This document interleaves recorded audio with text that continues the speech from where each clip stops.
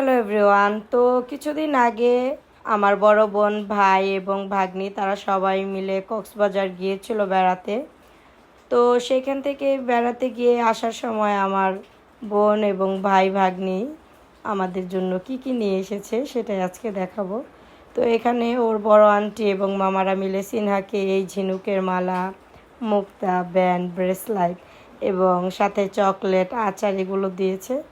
তো সিনহা এগুলো পেয়ে খুবই খুশি, যেহেতু সাগর পাড়ে এই মুতির জিনিসগুলো খুবই ইউনিক এবং দেখতে খুবই সুন্দর লাগে।